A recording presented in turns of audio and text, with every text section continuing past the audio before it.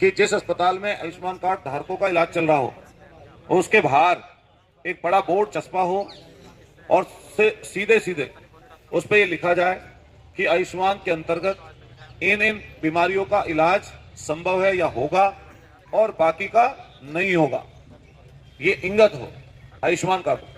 दूसरे नंबर पर आयुष्मान कार्ड धारक जो बेचारे किसी अस्पताल में पहुंचते हैं उनके साथ दुर्व्यवहार किया जाता है, आयुष्मान के पैसे निकाल लिए जाते हैं। इसकी पता नहीं कितने अस्पतालों की जांचें चल रही हैं, उन पे जांचों पे कार्रवाई हो और जो ऐसी गतिविधि में संलिप्त पाया जाए ऐसे अस्पताल पे सील लगनी चाहिए जिससे गरीब लोगों को इंसाफ मिल सके। तीसरे नंबर, ये जो 3 के बाद जो चौथी आयुष्मान के बाद 5वीं हमारी बात है वो ये है कि कोई भी अस्पताल अपने बेड का, अपने आईसीयू का और अपने मानक का जो भी वो तय पा रहे हैं, कम से कम पारदर्शी तरीके से एक चार्ट बनाए और चार्ट बनाकर अपने अस्पताल में जो बड़े बड़े होर्डिंग डॉक्टर्स कई प्राइवेट लगाते देखेंगे, पूरे शहर में बैनर पोस्टर लगे रहते हैं कि London return, gold medallist, MD, DM, MS सब लिखा रहता। वे एक पोस्टर एक ऐसा भी लगा के रखें अपने अस्पताल के बाहर कि फलाने बेड का, फलाने कमरे का ये किराया, किसी को सही लगेगा तो रहेगा, सही नहीं लगेगा नहीं रहेगा। छठे नंबर पे जो बाउंसर हैं, ये जो प्राइवेट अस्पतालों में बाउंसर की परंपरा चली है, जब भगवान का दर्जा है डॉक्टर का, सब सम्मान करते हैं, सब सम्मान करते हैं, तो हमें ये बता दें कि भाई जब पुलिस है और जब छाती पीट पीट के कई डॉक्टर नु कह रहे हैं कि भाई हम भाजपा के बहुत पक्के सच्चे हैं और हमें विश्वास पूरा है, तो हम इनसे ये पूछना चाहते हैं भाई तुम्हें बाउंसरों की, इन गुंडों की जरूरत क्या? जब पुलिस है तो ये गुंडे क्यों पाल रखे हैं तुमने जो लोगों के साथ बदतमीजी करते हैं? तो पुलिस को अपना काम करने दो। मान लिया कोई आके बदतमीजी करता, गलत करता तो उसे गिरफ्तार करा लो, पकड़वा दो। तुम तो फर्जी सर्जी मुकदमे लगवाने माहिर हो तो अपना कराओ जो चीज तुम्हें करानी है। तो ये बाउंसर वाली जो पत्ती चल रही है ये हटे और इनके खिलाफ हो।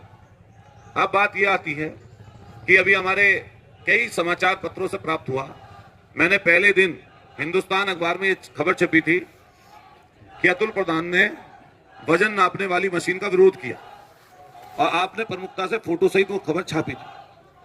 आज जो भी ये विभाग के लोग हैं, मैंने सुबह 1.5 घंटे से डॉक्टर खड़े कर रखे हैं, मैंने कि प्रेस आ रही है उसके सामने बताओ कि तुम किस तरह से मेरी डॉक्टरी करना आते हो।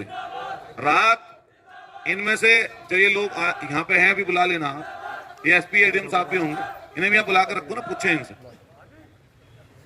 मैं पहले दिन से मैंने अन्न त्याग रखा है, मैं पानी पी रहा हूं, मैंने पहले दिन से ये रखी है पानी की बोतल, ये पहले दिन से क्लियर है। और इस बीच में इन्होंने हमें सजेशन दिया कई बार कि आप ओआरएस का घोल ले लो, हमने वो नहीं लिया, इनकी पता नहीं इसमें क्या चीज है। इन्होंने कहा हमसे कि आप नींबू पानी और उसमें नमक थोड़ा डाल लो, कहीं आपकी तबीयत को दिक्कत ना, वो भी हमने नहीं लिया। हम सब लोग बैठ जाओ हमारे साथ वाले, सिंह जी बैठ, हमने पहले दिन से क्लियर कर दिया था, पहले दिन से ही। लेकिन जब ये यहाँ पे वजन की मशीन लेके आए, मैंने आज वो वीडियो डाली, आप उसको निकाल भी लेना। ये पहले इलेक्ट्रॉनिक जो मशीन लेके आए, आपके बीपी चेक की भी, दूसरा आपके वजन चेक की भी। मैंने कहा ये बीपी भी ठीक नहीं बताएगी और ये वजन भी ठीक नहीं बताएगी। हमने वजन किया तो वजन फ्लक्चुएट हो रहा था इधर उधर, कभी 98, कभी 62, कभी 65, और कई लोग भी तुले, कई लोगों ने देखा और आपने उसको खबर को प्रमुखता से लिखा। हमने कहा भाई ये मशीन खराब है, इस मशीन से हमारा वजन लिखना मत। लेकिन इसके बावजूद भी मुझे इन्होंने बताया नहीं कितना लिखा, वो आपको दे दिया होगा पहले। लेकिन मैंने इनसे कहा कि पूरे मेरे 6 दिन का 5 दिन का सारी डॉक्टरी चेकअप ले आओ, मैं उसे प्रेस के सामने रखूंगा। फिर हमारे मलखान सिंह जी भी पिछले 4 दिन से, 84 साल के बुजुर्ग हैं, ये भी बैठे हमारे साथ, ये भी पानी पी रहे हैं। ये हमारे पीछे राजकुमार बैठे हैं, ये भी पानी पी रहे हैं। मैंने मना किया था लेकिन इन्होंने नहीं वो बात सुनी। नहीं, आज की रिपोर्ट में कीटोन आ गया तो, लेकिन अभी पहले तो इनके लिए बोल देना हम लोग, चोरों के लिए। तो इन्होंने किसके कहने पे काम किया? हमने पहले दिन इनसे कहा कि जब आप दूसरे दिन आओगे तो मुझे पहले दिन की रिपोर्ट दिखाओगे, जब दूसरे दिन आओगे, तीसरे दिन आओगे तो मुझे उससे पहले दिन की रिपोर्ट दिखाओगे। इन्होंने मुझसे कहा यहाँ पे कि हमें आदेश नहीं है कि हम आपको रिपोर्ट दिखाएं, हम ये वाली रिपोर्ट सीधा सीएमओ को दें। मैंने यहाँ के अधिकारियों से कहा कि भाई आपकी मशीन और ये इस तरीके से गड़बड़ कर रही है। नहीं कोई बात नहीं, ये यहाँ पे जब दूसरा दिन हुआ फिर भी ये उसी मशीन को लाए, मैंने फिर उसका विरोध किया। लेकिन जब मुझे लगा कि तीसरे दिन कि भाई मैं इस मशीन पे नहीं तुलूंगा, तो ये 2 मशीन ले आए, लेकिन वो दोनों की दोनों मशीन इलेक्ट्रॉनिक मशीन थी। फिर उन पर वजन तुला गया तो एक 102 किलो का हमारे सज्जन थे सम्राट, उसका बता दिया 22 किलो। वो बराबर वाली पे तुला, वो लगातार भारत और भी कई चैनलों पे है, सब पे वीडियो है, सब पे अनुल बैठे, आप भी आपके अखबार में छपाई। अब इसका क्या करोगे आप, जब डॉक्टर तो यही है, सरकार भी यही है, यही इनके लोग हैं। अब इन्होंने कहा कि भाई अतुल प्रधान जो है उसका बीपी नहीं घट रहा, तो मेरे कुछ ऐसा इंजेक्शन लगा दो जिससे मेरा बीपी बढ़ जाए। भाई अगर ऐसी तुम्हें चैना हुए, या कुछ ऐसी गोली दे दो जिससे क्या नाम मैं मूर्छित हो जाऊं। जब मैं हम में स्टेमिना है या विल पावर है या हम में क्षमता है जितनी, तो अगर हम यहाँ खड़े हो रहे हैं, बैठे हैं, तो आपको अपनी रिपोर्ट देनी चाहिए। अब आप रिपोर्ट दे रहे हैं 98 किलो वजन, 104 किलो वजन, आप बताओ जितने लोग यहाँ पे खड़े पत्रकार साथी, क्या 5 किलो वजन एक दिन में घट बढ़ जाएगा? आप बता दो कोई आदमी। 5 किलो ज्यादा कर दिया, फिर 5 किलो कम कर दिया, अब फिर वही रिपोर्ट में लिख लिया। अरे भाई तुम कैसे डॉक्टर हो? तुमने डॉक्टर की डिग्री या तुमने ली भी है, या तुम डॉक्टर हो भी, या फिर वो आउटसोर्सिंग वाले लोगों को लेके यहाँ आ रहे। मैं आपको यहाँ पे दिखाऊंगा, अभी एक अद्दा है ही पड़ा हमारे, जो रात मेरी वो लेना आए थे जांच करने, तो उन्होंने, मैंने कही मगा जी वो वजन तो ले लो मेरा, वजन वाली मशीन तो वहीं रहेगी। उनकी कहाँ रहेगी भाई?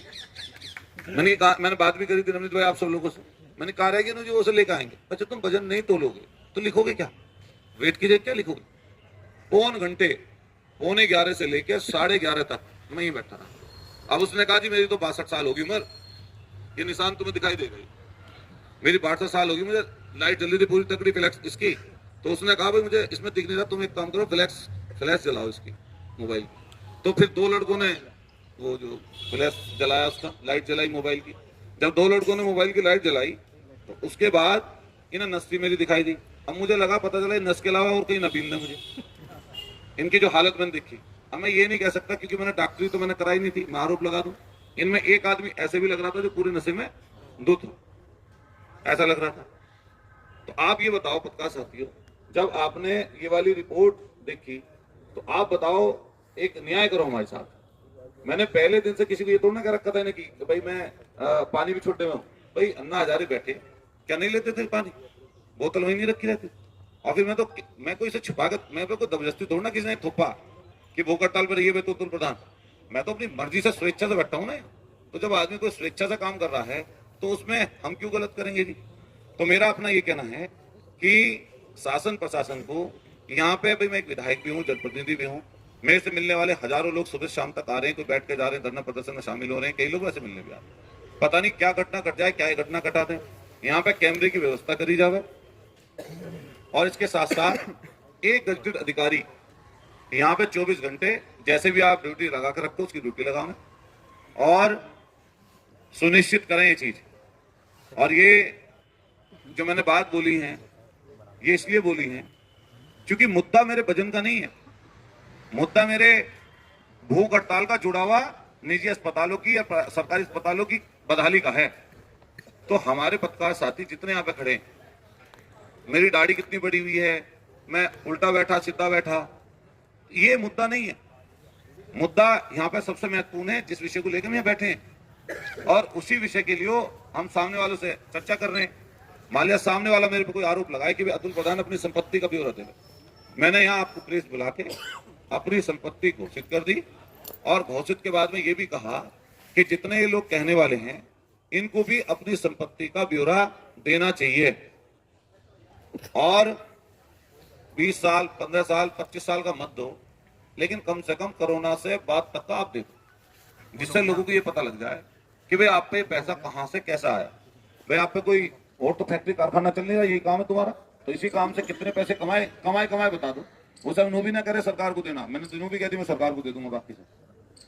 तो मेरा आप सब लोगों से सहयोग की अपेक्षा है, और ये कोई विपक्ष में अब करता नहीं है, ये कोई अमन अनशन वो करता है, तो ये आप इसको जिंदा रखो भाई, ये चले आगे को भी, दूसरे लोग भी निकल के आवे, अपनी आवाज उठावे, ये लोकतंत्र में हमारा अधिकार है। और वो अधिकार मैंने तय करा खुद कि मैं अपने शरीर का कष्ट रखे, मेरा परिवार है, वैसे तो परिवार सारा ही है, लेकिन मेरे बच्चे हैं, मेरी पत्नी है, मेरी बहन है और हमारे से निकट के लोग, हर कोई जो आ रहा है वही कह रहा कि तुम किससे लड़ रहे हो और क्यों लड़ रहे हो भाई, ये इनके सामने माथा पीटने का क्या फायदा। जो लोग फर्जी रिपोर्ट करा के स्वीकार करके फर्जी, फिर ये कह दें कि एफआईआर लग गई, लगा दी एफआईआर, और फिर ये कहें कि चार्जशीट लगा दो। आप बताओ हम किससे कहें अपनी व्यथा। और पत्रकार साथियों देखो, फिर मैं कह रहा हूं, मान लिया ये रात को मैं उठा ले पुलिस जबरदस्ती 500,000 सिपाही आके, तो तब भी हम किसे बुलाएंगे? हम आप ही को बुलाएंगे, जनता को बुलाएंगे, दो ही तो लोग हैं हमारे पास भाई अपनी बात कहने के लिए। हम आपसे तो कहेंगे कोई बात। आज प्रभारी मंत्री यहाँ पे आए हुए हैं, जब ये सरकारी अस्पताल में जाते हैं प्रभारी मंत्री, मैं इनसे कहना चाहता हूँ, पूछना चाहता हूँ, तुम जाके देखा किसी गांव में सीएससी पीएससी का हाल? हम आपके सबके माध्यम से कह रहे हैं कि यहाँ के प्रभारी मंत्री जब से गए बने हैं, क्या किसी पीएससी सीएससी पे गए? प्राथमिक शिक्षा आपके स्वास्थ्य केंद्र पे किसी पे पहुंचे? अगर पहुंचे हो तो उसका नाम बता दें, और फिर वहां क्या क्या पाया ये भी बता दें। मेडिकल कॉलेज में गए, उस दिन ही सफेद कपड़े पहन लिए, कोट पहन लिया किसी ने, और पढ़ाया सब ऐसे ही, उस दिन ही ठीक ठाक चुन्ना पुन्ना गिरवाया तो ठीक हो गया। हम पूछना चाह रहे हैं कब तक चलेगी ये चीज। तो मेरा आप सब लोगों से निवेदन कि आप अगर कोई बात लग रही है, ये लड़ाई सही और गलत के बीच में, और मैं इसमें पब्लिक की तरफ से हूं, मैं कोई उनकी तरफ से नहीं हूं जो गलत कर रहे हैं। अभी ऐसे क्यों ध्यान आ गया डॉक्टर साहब लोगों की हम 10 रुपए की ओपीडी करेंगे? भाई पहले तो किसी को इनकी अंतरात्मा नहीं जागी। इनकी अंतरात्मा कैसे जागी? जब लगा कि अब पब्लिक में भूचाल है, हर गली हर मोहल्ले में चर्चा है कि कल क्या होगा। जितने हमारे लोग खड़े हैं, जितने आपके अखबार की या किसी चीज को न्यूज को पढ़ा जाता होगा, मेरठ में आज उससे 3 गुना 4 गुना लोग इसको पढ़ के हमें व्हाट्सएप पर मैसेज कर रहे हैं। तो ये पब्लिक का मुद्दा है, और ये दल पार्टी का भी नहीं। आप मेरी तरफ से लिख लें, ये सिर्फ दल और पार्टी का मुद्दा भी नहीं, विषय नहीं है, ये किसी जात पात का विषय नहीं है, ये विषय संपूर्ण इंसानियत का है, संपूर्ण मानव समाज का है। और ये जो कर रहे हैं, अगर ईश्वर कहीं है, ईश्वर को कोई मानता हो, तो मेरा सीधा एक कहना है कि भाई ये भी लोग ईश्वर को अगर मानते हो, सिर्फ पैसा कमाने के लिए मान रहे हो ईश्वर को, तो बात अलग है। लेकिन आपके पेशे को आप शर्मसार मत करो, पेशे को शर्मसार मत करो। 10 रुपए की ओपीडी करेंगे, तुम्हें 25 सालों में 20 सालों में ध्यान नहीं आएगी चीज। कल केमिस्ट और ड्रग्स जो भी अपने एसोसिएशन के लोग थे, उनके साथ बैठ के कह रहे हो कि अब हम पर्चा दवाई ऐसी लिखेंगे कि सब जगह मिलेगी। अब कैसे ध्यान आई आपको ये बात? अभी मुझे पता चला, किसी ने बताया आके, मुझे सुकून हुआ कि मेडिकल स्टोर के बाहर बड़े बड़े कई अस्पतालों पे पोस्टर लग गए कि जो है कहीं से भी आप दवाई ले सकते हैं। ये जो चस्पा किए की चीजें ये हटे ना, इसके लिए सरकार को, प्रशासन के लोगों को सुनिश्चित करना चाहिए। हम जिले के कलेक्टर महोदय से कहना चाहते हैं कि आप जिले की प्रशासनिक व्यवस्था के हेड हो, और तो प्रशासनिक व्यवस्था के हेड होने के नाते आपका सीएमओ क्या कर रहा, कितनी दलाली खा के, कितना पैसा खा के, कितना पैसा लूट के उसने सैकड़ों अस्पतालों को मान्यता दे दी, जहां पर ना आरएमओ है, ना लैब टेक्नीशियन है, ना नर्सिंग स्टाफ है, और ना मौजूदा जो चीजें होनी चाहिए वो है, ना वो मानकों का पालन कर रहे हैं। जितना वेस्टेज इन अस्पतालों से निकल रहा है, उसको खत्म करने की जिम्मेदारी अस्पताल की है। आप किसी अस्पताल से अगर आप जाके पता कर लें कि वेस्टेज कहाँ डाल रहे हो, इससे कितने लोगों को नुकसान हो रहा है, इसकी कोई बहन जी इनके पास सबूत नहीं मिलेगा। हर अस्पताल में वाटर ट्रीटमेंट प्लांट होना चाहिए। जितना भी पानी गंदा निकलता है, वो वाटर ट्रीट करके आपको नाले में डालना पड़ेगा। है कि मानव? ये पूछने वाला कोई आदमी है? आपको बस पैसे चाहिए, लेकिन जब पैसा इतना ले रहे हो, उसके बदले में कम से कम सहूलत तो दो।